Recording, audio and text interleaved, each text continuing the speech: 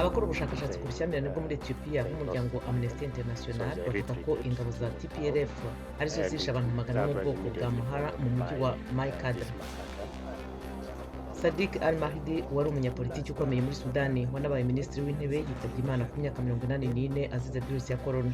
Ubwami bwa Maroko bwafunguye umupaka wa Gergera bushimangira ingamba bwafashe mu ntangiriro z'ukwezi zigamije kurinda umuhanda w'imodoka zihuta umwe rukumbi kuva mu burengerazuba bwa Sahara werekeza muri Mauritania.